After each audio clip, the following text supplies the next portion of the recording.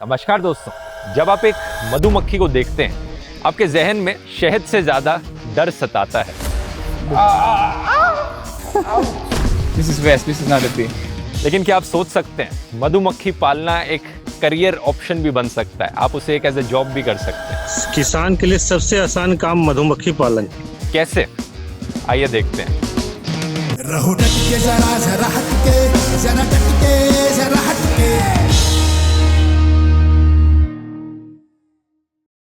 मैं आया हूँ स्लोवेनिया में, एक छोटा सा देश ऑस्ट्रिया और इटली के बीच में, जिसे वर्ल्ड नंबर 1 कंट्री माना जाता है बी कीपिंग के मामले में।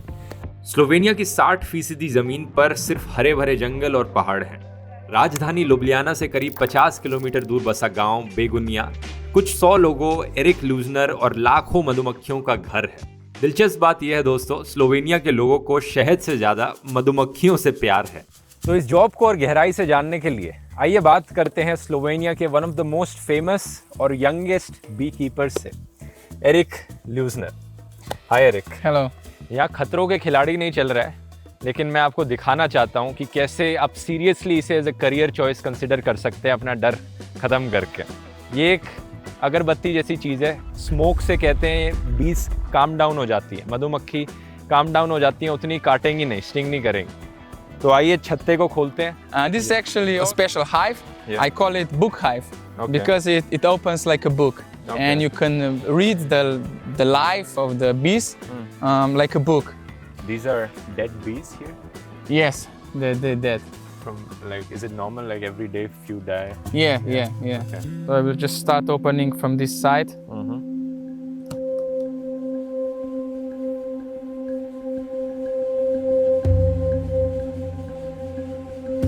Absolutely crazy. Yeah, and majority of the bees is inside of the hive because we're in the middle of September and there's nothing to find actually in the nature. There's no honey flow, no nectar.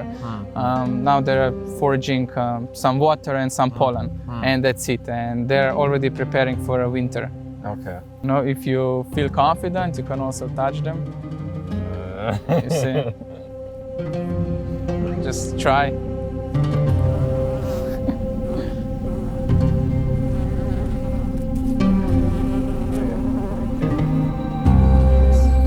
It's not that dangerous. This is the drone, there's the drone, there's the drone, and all the others are bee workers. And there's only one bee queen. The drones, these are bee males, they have no stinger. You see if I can show you. You know, they can't sting you at all because they don't have stinger actually. Okay. तो basically 3 type के members होते हैं B की family में। एक होते हैं workers जो काम करते हैं, दूसरे होते हैं मेल बीज जिन्हें ड्रोन्स कहते हैं, थोड़े से बड़े दिखते हैं और जिनमें स्टिंग्स नहीं होते जैसा अभी दिखाया, और तीसरी होती है क्वीन बी। 20-30 हज़ार की कॉलोनी में एक ही क्वीन बी होती है एक कॉलोनी में, और 300 से 400 के करीब मेल बीज होते हैं। अब मैं अपने आप को मधुमक्खी से कटवाऊंगा आपको दिखाने के लिए कि ये कोई इतनी बड़ी चीज़ नहीं है। हम इंटेंशनली ये करेंगे, बी वर्कर को मेरे हाथ पे प्लेस करके, और ये डंग मारेगा। Are you ready? Yeah. Okay, this is how the Ouch! you know, I just pressed on her body and it's okay. Take it out. and she just put the stinger in your. Oh, take it out now. Oh, It's not that bad. You're a big boy. this is. Can you take it out now? Yeah. And when you get stung, you just have to remove a stinger as soon as possible Okay. because the venom is still going into your body for like 5 or 10 minutes. The stinger is doing like this, and you're getting more and more poison. Yeah. But you will not feel it all in a few minutes. तो जैसा आपने देखा दोस्तों, कुछ नहीं हुआ मेरे को। So you want to try it on the other hand? तो जब इसने मुझे काटा था तब बहुत दर्द हुआ था, लेकिन उस दर्द को मैं कहूँगा 5 आउट ऑफ 10 अगर आप एक स्केल बनाओगे पेन का। पर अब कोई दर्द नहीं हो रहा है, अब बस एक छोटा सा निशान बचा, थोड़ा सा रेड है यहाँ पे, अब सही हो गया।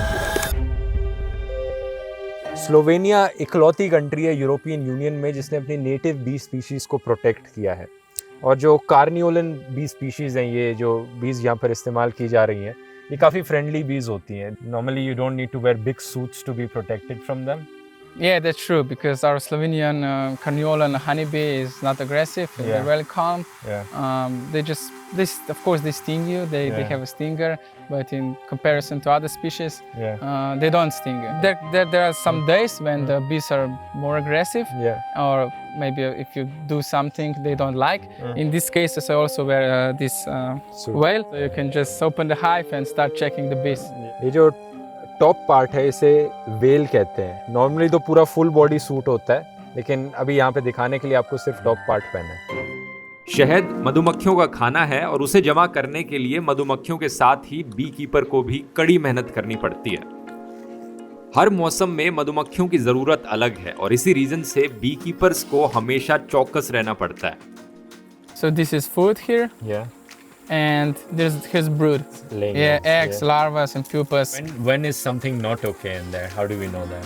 Well, if you don't find any honey, it means that they're starving. Okay. You know, if they're starving now, they need my help immediately. Okay. No, it's not enough if I just plant some flowers. Okay. No, I have to give them some extra food, some extra sugar. इन मधुमक्खियों को Palkar B keepers शहद जमा करते हैं। एक जानवर का ख्याल रखना कितनी मुश्किल चीज होती है और यहाँ तो लाखों मधुमक्खियां हैं।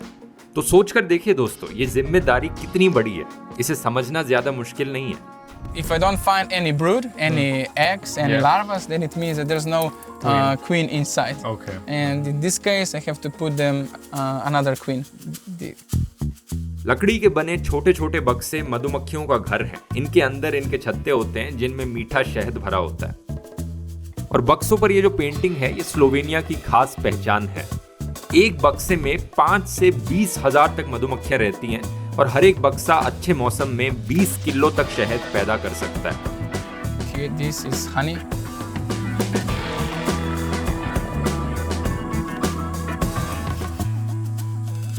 It's very tasty. इतने हरे भरे स्लोवेनिया में भी मधुमक्खियों को सर्दियों में पर्याप्त खाना नहीं मिल पाता, इसलिए उन्हें बाहर से खुराक देनी पड़ती है। इस एस्पेक्ट से देखें तो इंडिया का मौसम मधुमक्खियों के लिहाज से ज्यादा अच्छा है और खास तौर से उत्तर भारत में, नॉर्थ इंडिया में। हालांकि वैदिक काल से शहद का इस्तेमाल होते रहने के बावजूद भारत में पेशेवर बी कीपर बहुत कम है। प्रधानमंत्री के इकोनॉमिक एडवाइजरी काउंसिल के अंदर बी कीपिंग डेवलपमेंट कमेटी ने पिछले साल एक रिपोर्ट निकाली थी जिसने बताया था कि इंडिया में आज के दिन अराउंड 3.4 मिलियन बी कॉलोनीज, लेकिन पोटेंशियल है 200 मिलियन बी कॉलोनीज। तो आप देख सकते हो देश को इसकी कितनी ज़रूरत है।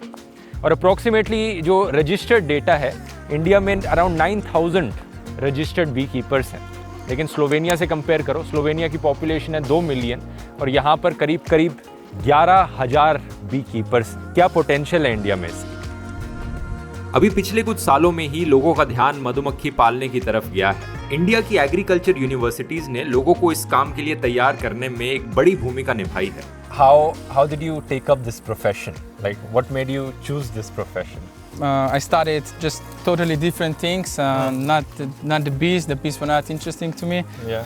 What did you study as after completing your school? I have a master's degree in journalism. Journalism. Yeah. And so you're doing nothing compared to No, in journalism right now. No, nothing. Yeah. And then after the study, I just decided to become a professional beekeeper. And actually, I'm a 4th generation of a beekeeper in my family. Okay. So it's kind of long tradition. It looks like I didn't have any other choice than become a beekeeper myself. और दोस्तों, बस थोड़े दिनों की training के बाद आप भी ये काम शुरू कर सकते हैं। जैसे कि बिहार के बांका जिले के किसान रिपु सुदन सिंह ने कुछ साल पहले ही मधुमक्खी पालने का काम शुरू किया। कई लोग पूछते हैं कि कितना पैसा लगाना पड़ता है हमें इसमें और कितना सक्सेसफुल हो पाता है, तो इसका कुछ अंदाज़ा दे सकते हैं आपकी कितना एक किसान के लिए कितना आसान काम है करना। ये किसान के लिए सबसे आसान काम मधुमक्खी पालन है। अगर ढंग से देखा जाए तो इसमें कोई टाइमिंग का लिमिट नहीं है कि आपको पर डे इतना इसको टाइम देना है।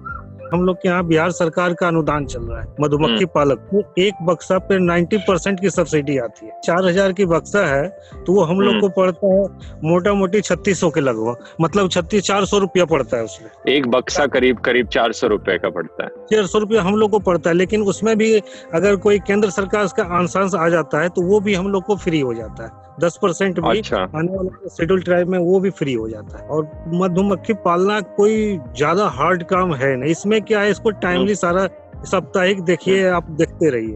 और इसमें अच्छा। क्या है कि ये देखिए कि आप फूल उसके लिए क्या क्या लगा के रखें। जैसे हम लोग सरसों का खेती में इसको लेके आते हैं, यहाँ पे बक्सा मंगाते हैं। सरसों में हम लोग का क्या होता है कि ये साप्ताहिक शहद निकलता है, ठीक है। एक सप्ताह में एक बक्सा से 1 किलो के लगभग ये निकल जाता है। तो हम लोग मान लीजिए 200 बक्सा रखे हैं तो 2 क्विंटल के लगभग उत्पादन हो जाता है। पर सप्ताह ये निकलता है। जब फूल पूरा रहेगा, पूरा एरिया में भरा हुआ रहेगा तब। और शहद बेचकर कितनी कमाई हो सकती है इससे? शहद बेच के मान लीजिए अगर 50 बक्सा आप रखे हैं, मिनिमम 50 बक्सा रखे हैं, तो आपको 2 क्विंटल मोटा मोटी मंथली आता है। आपको मोटा मोटी मान के चलिए 50 से 60 हजार रुपया ये आपको मंथली आएगा। कितनी जमीन चाहिए होगी 50 बक्से रखने के लिए? देखिए, जमीन में इसमें ये कहीं पे नहीं है। ये हम लोग कहीं रोड किनारे भी लगा सकते हैं। देख लीजिए कि यहाँ खेती चल रहा है तो उसके जैसे मेड़ रहते हैं, हम लोग मेड़ पर भी उसको रख सकते हैं। आसपास खेती हो रही हो या फूल उगे हो, ये जरूरी है ना?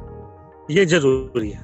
हाँ, ये फूल जरूरी है। वो पराग कहाँ से लेंगे, पराग कहाँ से लेंगे? हाँ, सही बात है। और दूसरी बात क्या है कि इसमें ट्रांसपोर्टिंग लगता है। ये जो है ना, हर 1 से 1.5 महीना 2 महीना जैसे ही होता है, इसको ट्रांसपोर्टिंग कराइए। मतलब आज जैसे हमारे पास सरसों का खेती चल रहा है, सरसों जैसे ही खत्म होने लगता है, या तो आम का चालू हो जाता है या शीशम वगैरह सब का जाता है। तो हम लोग क्या करते हैं कि लीची का बागान हम लोग से बगल में यहाँ से है 100 किलोमीटर पे, ठीक ना। अच्छा। हम लोग इसको लीची बागान में डाइवर्ट कर देते हैं। इसको इसलिए ले आना पड़ता है, ये भी चाहता है कि हमारा ये अगर ट्रेवल करता है तो इसमें उत्पादन की क्षमता बढ़ता है।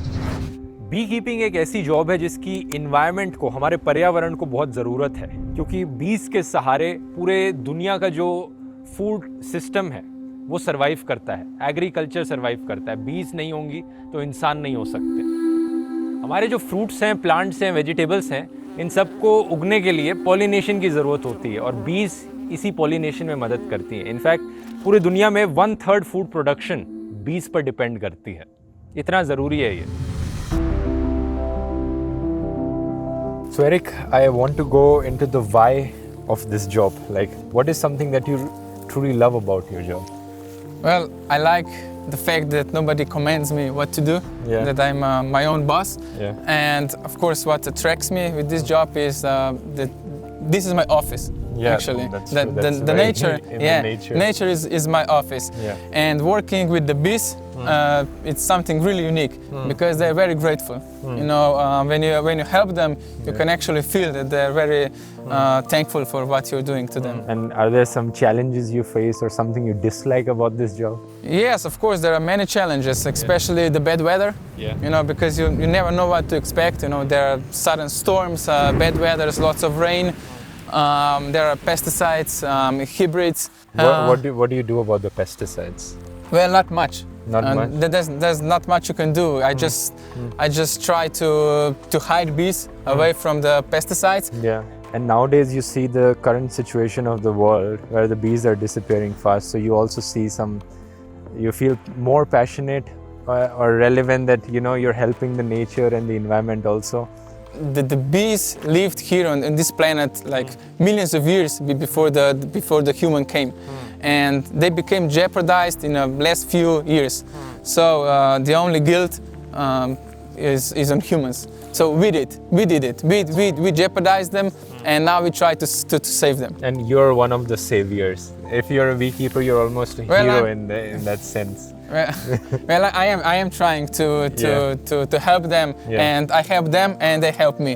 So we cooperate. 20th मई को वर्ल्ड बी डे मनाया जाता है और इसका क्रेडिट स्लोवेनिया को ही जाता है। इन्होंने यूनाइटेड नेशंस में रिक्वेस्ट करी थी इसके लिए। इनफैक्ट जो father of modern beekeeping है, जहाँ से बी कीपिंग का कल्चर शुरू हुआ है, वो भी स्लोवेनिया से ही आते हैं। उनका नाम है Anton यानशा।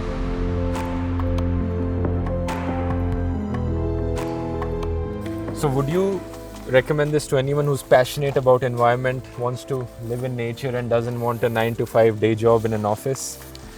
Would you recommend this job to such a person? Well, I think they should think twice, you know, because beekeeping, it's a lot of hard work if you want to be a beekeeper. If they're prepared to learn from bees and about bees, then it's definitely of course that's something for them. And of course you start with 1 colony, 2 and 3, and then if you find out that this is something you can do for a living, then you can just you can multiply so you're saying you can start as a hobby and then Yeah, Okay. that's what I would That's a suggest, of good course. suggestion, Yeah. तो इस नौकरी में वो सब कुछ है जो आपको किसी और जॉब और करियर में मिलेगा। इसलिए मेरी गुजारिश है उन माँ बाप पेरेंट्स से जो इस वीडियो को देख रहे हैं कि अपने बच्चों को फोर्स मत कीजिए इंजीनियर, डॉक्टर या सरकारी नौकरी के लिए। इन जॉब्स में भी वो सब कुछ मिलेगा जो वहाँ मिलता है और रिस्पेक्ट भी मिलेगी सोसाइटी से। आपने देखा एरिक जो इंसान है जो बी कीपिंग कर रहे हैं, जिनसे हमने बात करी, वो कितने वेल रिस्पेक्टेड हैं और रिनाउंड है बी कीपिंग के लिए। स्लोवेनिया में आप बस उनका नाम लेकर उनके घर तक पहुंच सकते हैं, एड्रेस बड़े आराम से मिल जाएगा आपको कभी आएंगे तो आप। तो ये है दोस्तों Slovenia, the land of B keepers.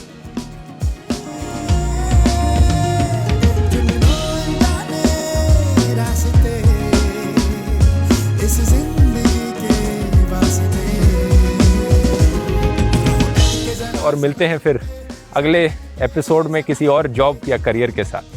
बहुत बहुत धन्यवाद। जरा हटके